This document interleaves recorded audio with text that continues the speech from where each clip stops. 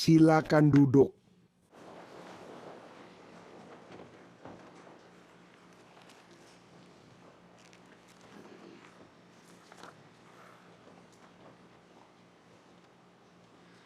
Catatan harus menyebutkan bahwa kita masih di luar kehadiran juri. Mereka akan segera kembali untuk mendengar argumen penutup. Setiap pengacara memiliki instruksi juri di depan mereka. Kita akan mencatat instruksi di halaman pertama, yaitu instruksi 1 dan 2. Apakah negara keberatan terhadap salah satunya? Tidak. Dari pihak pembela. Yang mulia. Halaman berikutnya ada 3 dan 4. Ada keberatan dari pihak negara? Tidak. Anda bukan dari pihak pembela. Tidak, Anda bukan. Instruksi nomor 5. Ada keberatan dari negara? Tidak, Yang mulia. Dari pihak pembela. Tidak, Yang mulia. Mari kita ambil nomor 6, 7, 8, dan 9. Silakan lihat itu sebentar. Apakah negara keberatan dengan salah satunya? Tidak, Yang mulia. Apakah pihak pembela? Tidak, Yang mulia. Instruksi nomor 10. Saya akan sampaikan bahwa kita sudah membahasnya secara informal dan ingin semua pihak punya kesempatan melihatnya. Begini cara saya merumuskannya. Keberatan dari negara? Ya, Yang mulia. Terima kasih, Wali Kota. Mohon izin, Yang mulia, negara hanya punya sedikit keberatan terkait satu kalimat di paragraf ketiga.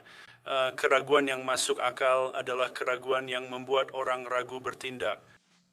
Kami telah mengajukan surat singkat mengenai instruksi yang kami inginkan, yaitu instruksi standar dari sebelum tahun 19, atau seharusnya saya katakan tahun 2009 ketika perubahan itu diterapkan untuk memasukkan bahasa ragu untuk bertindak. Jadi yang kami minta adalah instruksi yakin sepenuhnya, dan seperti yang diketahui oleh pengadilan, pada dasarnya berdasarkan surat singkat kami dan dari praktik pidana Iowa 2018 dan 19, masih ada kontroversi terkait bahasa yang diputuskan untuk digunakan oleh pengadilan. Kami hanya minta gunakan istilah yakin sepenuhnya. Itu. Apa yang kami anggap sebagai bahasa yang tidak pantas, yaitu bahasa ragu untuk bertindak, terutama karena ini bertentangan dengan instruksi nomor 29.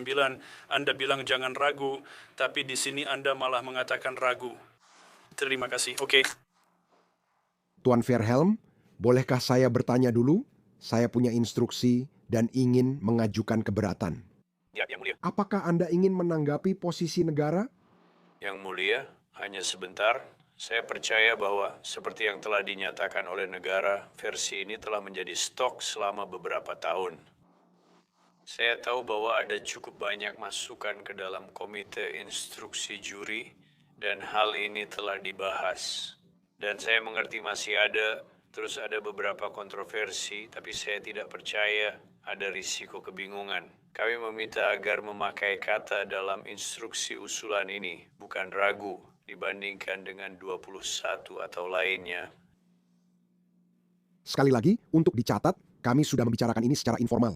Saya memberitahu para pihak bahwa posisi saya adalah bahasanya tidak membingungkan bagi juri. Kedua bagian memakai kata ragu, tapi maknanya berbeda. Menurut saya, itu instruksi standar yang paling sering kami pakai belakangan ini dan tidak menimbulkan kebingungan. Saya menolak keberatan negara bagian dan membiarkannya seperti yang saya tulis. Lanjut ke halaman berikutnya. 11, 12, 13, dan 14. Apakah ada keberatan dari pihak negara bagian terhadap salah satu dari itu? Tidak ada keberatan dari pihak pembela. Tidak ada keberatan. 15. Mulai dengan instruksi pengumpulan. Mari kita ambil 15 dan 16. Ada keberatan dari pihak negara, tidak ada keberatan dari pihak pembela. Tidak ada keberatan. Halaman berikutnya berisi 17, 18, 19, dan 20. Ada keberatan dari pihak negara, tidak ada keberatan dari pihak pembela. Tidak ada keberatan. Lalu kita masuk ke instruksi pengarahan untuk pembunuhan tingkat 2. Instruksi 21 dan 22. Negara keberatan, pembela tidak. Tidak ada keberatan. Halaman berikutnya ada 23 dan 24. Dan mari kita lanjut ke 25. negara keberatan pada salah satu dari tiga itu, pembela tidak keberatan. Tidak ada keberatan. 26 mendefinisikan niat khusus. Ada keberatan dari pihak negara, tidak ada keberatan dari pihak pembela, Tidak ada keberatan. dan kemudian saya rasa kita bisa mengambil 4 yang terakhir. Saya yakin itu instruksi standar, tapi negara keberatan pada salah satunya. Tidak ada keberatan. Yang mulia, dari pihak pembela, Tidak ada keberatan. apakah masih ada instruksi dari jaksa yang belum kita bahas dan belum saya tambahkan ke kumpulan instruksi? Tidak, Yang Mulia. Apakah ada dari pihak pembela? Tidak, Yang Mulia. Saya punya formulir putusan yang diusulkan. Negara sudah melihat? Ya, Yang Mulia. Ada keberatan? Tidak ada keberatan. Apakah ada keberatan dari pihak pembela? Tidak, Yang Mulia. Baik. Apakah para pihak siap untuk argumen penutup? Ya, Yang Mulia. Ya. Baik. Kami sudah punya. Set cetak ada di meja dekat mesin fotokopi dan dana. Total 14 set. Jika Anda ingin mengambilnya lalu memanggil juri, silakan. Semuanya sudah siap. Anda bisa membawa juri masuk. Silakan duduk semuanya.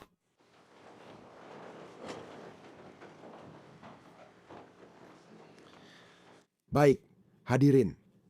Saat Anda masuk ke ruang sidang, petugas memberikan masing-masing satu set instruksi juri. Kita akan mulai membaca instruksi-instruksi ini sekarang. Saya akan membacakan sebagian besar dari instruksi ini kepada Anda saat ini. Saya bilang sebagian besar karena beberapa yang terakhir hanya menjelaskan prosedur yang harus dilakukan. Saat musyawarah dimulai, instruksi akan disimpan hingga pengacara selesai memberikan argumen penutup. Yang paling banyak akan saya bacakan sekarang, instruksi awal ini adalah inti dari hukum. Saya akan membacakan ini. Anda bisa membaca bersama, meletakkan salinan di pangkuan, atau hanya mendengarkan sesuai kenyamanan Anda. Instruksi nomor 1. Anggota juri. Informasi persidangan mendakwa terdakwa Todd Michael Mullis dengan kejahatan pembunuhan tingkat pertama. Informasi persidangan juga mencakup kejahatan yang lebih ringan, yaitu pembunuhan tingkat 2, pembunuhan sukarela, dan pembunuhan tidak sengaja. Instruksi nomor 2. Todd Michael Mullis mengaku tidak bersalah. Pembelaan tidak bersalah adalah penolakan sepenuhnya terhadap tuduhan dan menempatkan beban pada negara untuk membuktikan kesalahan di luar keraguan yang wajar. Setiap instruksi saya, negara harus membuktikan dengan bukti tanpa keraguan wajar. Jika negara tidak membuktikan terdakwa bersalah di luar keraguan yang wajar, putusan Anda harus tidak bersalah. Instruksi nomor 3. Informasi persidangan adalah dokumen yang secara resmi menuduh terdakwa melakukan kejahatan dan hanyalah metode untuk membawa terdakwa ke pengadilan untuk diadili. Itu bukanlah bukti. Instruksi nomor 4. Todd Michael Mullis dianggap tidak bersalah dan tidak terbukti bersalah. Asas praduga tak bersalah mengharuskan Anda mengesampingkan semua kecurigaan dari penangkapan, dakwaan, atau kondisi terdakwa saat ini. Praduga tak bersalah tetap melekat pada terdakwa selama persidangan, kecuali bukti menunjukkan kesalahan di luar keraguan yang wajar. Putusan Anda hanya boleh didasarkan pada bukti dan instruksi ini. Bukti berupa kesaksian langsung atau deposisi. 2 barang bukti diterima pengadilan. Silakan periksa barang bukti dengan hati-hati agar tidak mengubah atau merusaknya. 3 kesepakatan merupakan perjanjian antar pengacara. Fakta bisa dibuktikan dengan bukti langsung, tidak langsung, atau gabungannya. Terkadang, selama persidangan, ada referensi terhadap pernyataan dan laporan pra-persidangan, deposisi saksi, atau hal-hal lain yang beragam. Hanya hal-hal yang secara resmi diajukan dan diterima oleh pengadilan yang dapat Anda pertimbangkan selama musyawarah Anda. Dokumen atau barang yang hanya dibacakan atau disebutkan tanpa diajukan dan diterima sebagai bukti tidak dapat dipertimbangkan. Berikut ini bukan bukti. Pernyataan, argumen, pertanyaan, komentar pengacara, serta keberatan dan keputusannya. Ketiga, abaikan semua kesaksian yang saya perintahkan. Keempat, jangan perhatikan apapun tentang kasus ini di luar sidang. Instruksi keenam, pertimbangkan bukti, simpulkan dan putuskan dengan akal sehat dan logika. Fakta dapat dibuktikan melalui bukti langsung, bukti tidak langsung, atau keduanya. Bukti langsung adalah bukti dari seorang saksi yang mengaku memiliki pengetahuan langsung tentang suatu fakta seperti saksi mata. Bukti tidak langsung adalah bukti tentang fakta yang menunjukkan terdakwa bersalah atau tidak. Hukum tidak membedakan antara bukti langsung dan bukti tidak langsung. Berikan bukti, bobot, dan nilai yang Anda anggap layak. Instruksi 7. Tentukan fakta dari bukti. Pertimbangkan bukti dengan pengamatan, akal sehat, dan pengalaman. Damaikan setiap konflik dalam bukti. Jika tidak bisa, gunakan bukti yang Anda anggap paling dapat dipercaya untuk menentukan fakta. Anda mungkin harus memutuskan kesaksian mana yang Anda percayai. Anda boleh mempercayai seluruh, sebagian, atau tidak sama sekali dari kesaksian saksi manapun. Banyak faktor yang bisa Anda pertimbangkan saat memutuskan kesaksian mana yang dipercaya. Pertama, apakah kesaksian itu masuk akal dan sesuai dengan bukti lain? Kedua, apakah saksi pernah membuat pernyataan berbeda? Ketiga, penampilan, perilaku, usia, kecerdasan, ingatan, dan pengetahuan saksi tentang fakta. Keempat, kepentingan saksi dalam persidangan, motif mereka, keterusterangan, keberpihakan, dan prasangka mereka. Instruksi nomor 8, Anda harus menentukan apakah terdakwa bersalah atau tidak bersalah berdasarkan bukti dan hukum. Dalam instruksi-instruksi ini, Anda harus mempertimbangkan semua instruksi secara bersamaan. Tidak ada instruksi tunggal yang mencakup seluruh hukum berlaku. Instruksi 9. Saya tidak bermaksud memberikan pendapat tentang fakta, bukti, atau putusan Anda lewat apa yang saya katakan atau lakukan selama persidangan. Instruksi 10 negara harus membuktikan Todd Michael Mullis bersalah tanpa keraguan yang masuk akal. Keraguan yang masuk akal adalah keraguan yang wajar, muncul dari bukti atau kekurangan bukti dalam kasus ini. Keraguan yang masuk akal didasarkan pada alasan dan akal sehat, bukan hanya kemungkinan tidak bersalah. Keraguan yang masuk akal adalah jenis keraguan yang akan membuat seseorang yang berpikiran wajar ragu untuk bertindak. Bukti di luar keraguan yang masuk akal, oleh karena itu, haruslah bukti yang memiliki karakter meyakinkan, sehingga seseorang yang berpikiran wajar tidak akan ragu untuk mempercayai dan bertindak berdasarkan bukti tersebut. Namun, bukti di luar keraguan yang masuk akal tidak berarti bukti di luar semua kemungkinan keraguan. Jika Anda yakin terdakwa bersalah setelah menilai semua bukti secara adil, maka Anda harus menyatakan terdakwa bersalah tanpa keraguan yang masuk akal. Namun, jika setelah menilai semua bukti atau karena bukti negara kurang, Anda tidak yakin atas kesalahan terdakwa, maka Anda punya keraguan wajar dan harus menyatakan terdakwa tidak bersalah.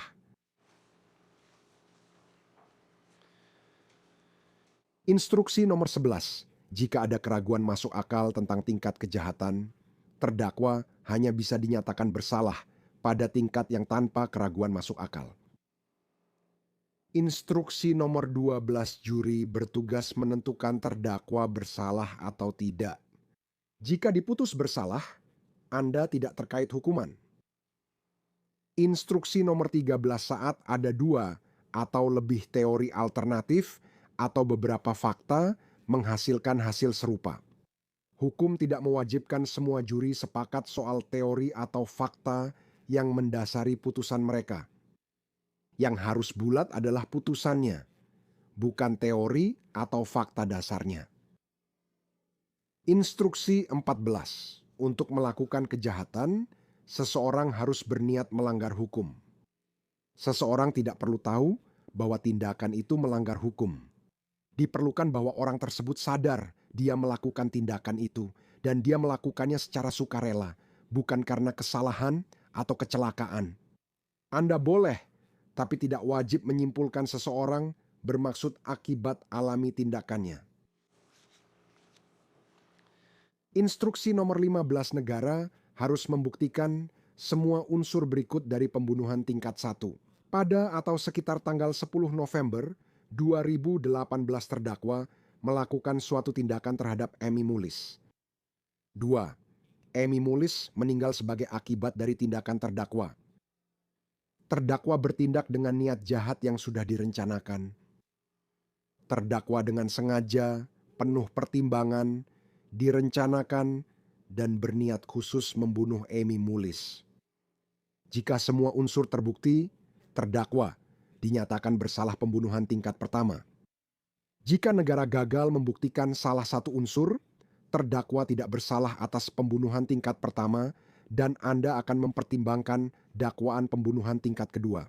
Dijelaskan dalam instruksi nomor 21. Instruksi nomor 16 niat jahat adalah dorongan pikiran untuk sengaja melakukan kesalahan yang merugikan orang lain.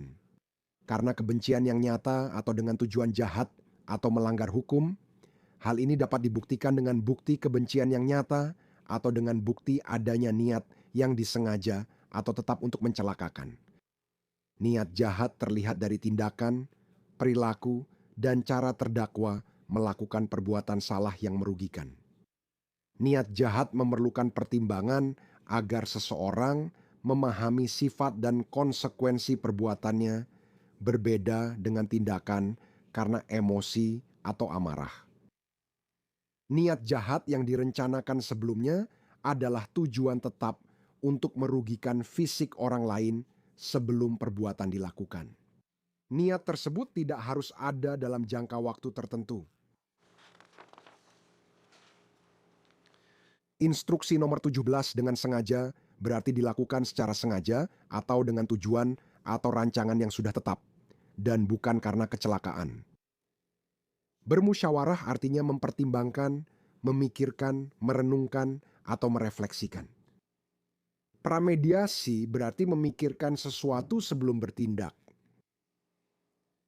Instruksi nomor 18 musyawarah dan pramediasi tidak wajib dilakukan dalam waktu tertentu sebelum tindakan. Instruksi 19.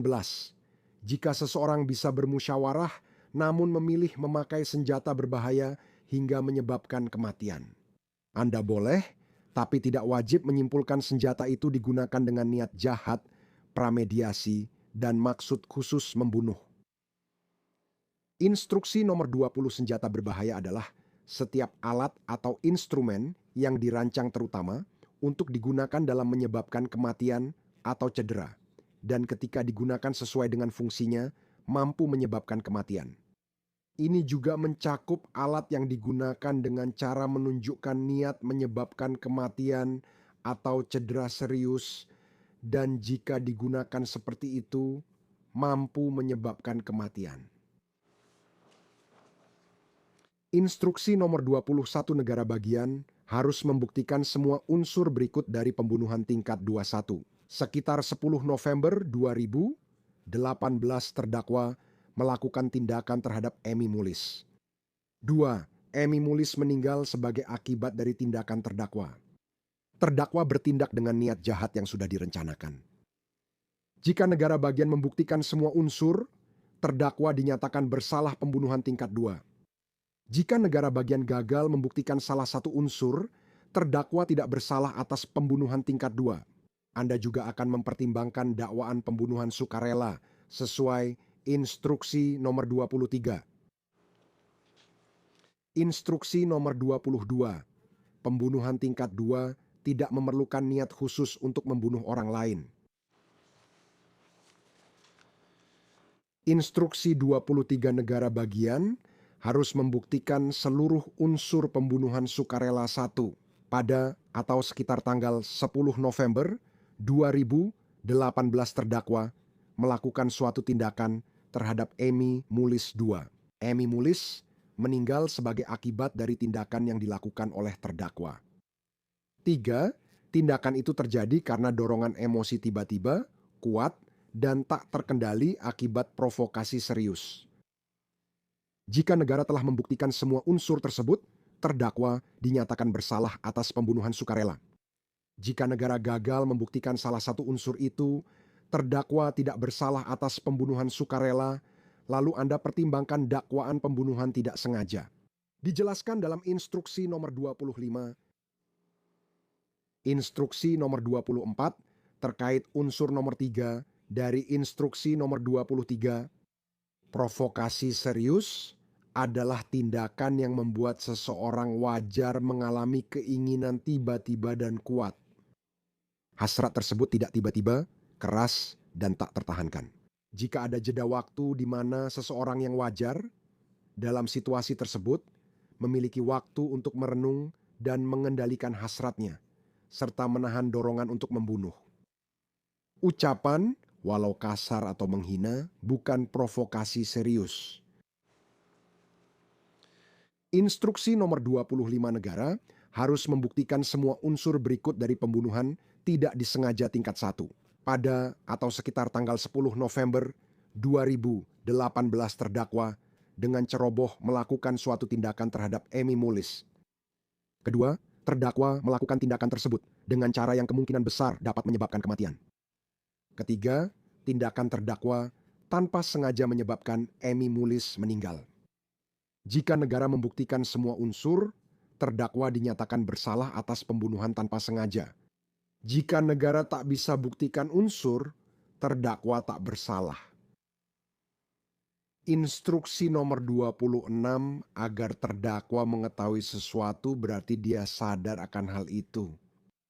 Niat khusus seperti yang digunakan dalam instruksi ini berarti tidak hanya menyadari melakukan suatu tindakan dan melakukannya secara sukarela, tetapi juga melakukannya dengan tujuan tertentu dalam pikiran. Menentukan niat khusus terdakwa berarti Anda harus memutuskan apa yang dia pikirkan saat bertindak. Karena jarang bisa dibuktikan langsung, Anda perlu mempertimbangkan fakta dan situasi sekitar tindakan itu untuk menentukan niat khusus terdakwa. Anda boleh, tapi tidak wajib menyimpulkan seseorang bermaksud akibat alami tindakannya. Baik, kita akan berhenti sampai di sini. Anda bisa membiarkan instruksi Anda tetap terbuka. Seperti yang saya katakan, kita akan mendengar argumen penutup. Shelley bisa panggil juru ketik pengadilan?